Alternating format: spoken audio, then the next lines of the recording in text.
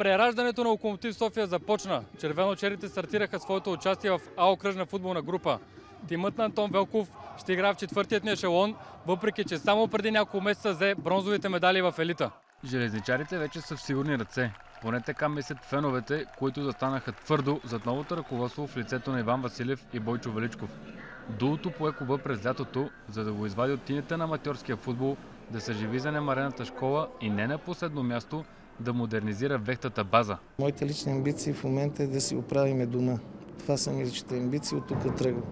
Да си оправим стадиона, да си направим игрищата, дай Боже да съм жив и здрав. Вместо да играем в Европа, ние виждате сега ще играем в четвърта дивизия, но съдбата е такава, така е решила. Ние подхождаме съвсем професионално и се надяваме скоро време да сме там, където ни се полага. Основен акцент в плановете на ръководството е възраждането на детско-юношеската школа на клуба.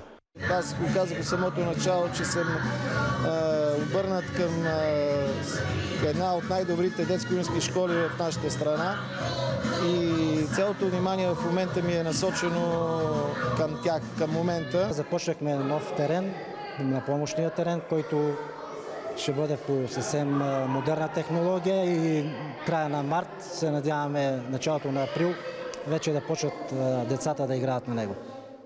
В първите си дни от своят нов живот Локомотив ще разчита основно на финансирането от страна на Иван Василев. Но традициите на клуба карат ръководните фактори да се надяват и на помощ от държавата. Не съм търсил помощ. Надявам се, че и държавата ще помогне, защото, пак казах, това е един от най-симпатичните клубове. Вие сами виждате, че блясъка на нашия футбол без ЦСКА, без Локомотив не е същия. Прероденият Локомотив стартира своето участие в А окръжна футболна група с успех с 14-1 на тима на доброславци. Гръмката победа бе гарнирана с невероятно шоу по трибуните и усещането, че всичко лошо вече е зад гърба на славния столичен тим.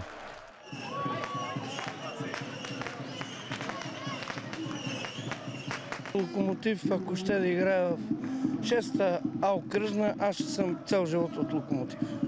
На терена също бе интересно, но не от към интрига, а да се видят имена като Калоян Караджинов, Юли Петков и Дарко Савич отново с червено-черната фланелка. Към впечатляващата селекция на Локомотив може да се прибави и юношето на тима Костадин Велков, който вече е играл за железничарите в А група, преди да поеме към немския Вюрцбург. Едно ново начало, всичко започва на чисто, без някакви задни мисли, без някакви стари проблеми, всичко почваме отново, да, почваме от доста ниско ниво, но вярвам, че Локомотив ще се върне там, където има място. В основата на възраждането на Локомотив стои и тандем баща и син. Защитникът и втори капитан Костадин Велков и неговият баща, треньорът на железничарите Антон Велков. Винаги съм си мислил за кариерата в отборите, в които съм бил. Единственото място, където спирам да си мисля за кариерата е Локомотив София.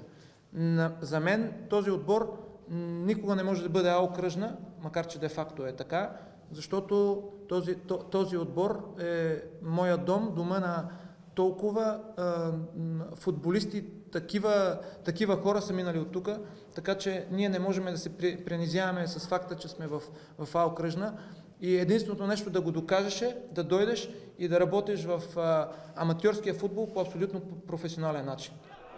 Отлагането на 2 пъти на старта на Софийската северна А окръжна група се оказа добре дошла за тима от Надежда. За нас беше по-добре, че имаше това отлагане, за да може отбора да се подготви, защото иначе ние направихме клуба за една седмица и нямахме и време за тренировки, нямахме време за организация. Мисля, че в момента нещата са по-добре. Не ни е пречило това решение на Футболния съюз, не ни е пречило. Второ, извинявам се и за ЦСКА, дори да беше в нашата група, аз ще да бъда радостен, защото все пак казвам ЦСКА, пък нека по-добрия, нека да побеждава. Инвестициите в Локомотив обаче не свършват с първото помощно игрище. Чакам партньори тук в скоро време да започнем още 2 терена с изкуствена трева, ремонт с съблекалните, детските отбори. Целта пред Локо за този сезон е повече от ясна – класиране за В група. Но още по-важната цел е изграждането на здрави основи. Основи, на които клубът с 86 годишна история да може да стъпи по пътя си към футболния елит.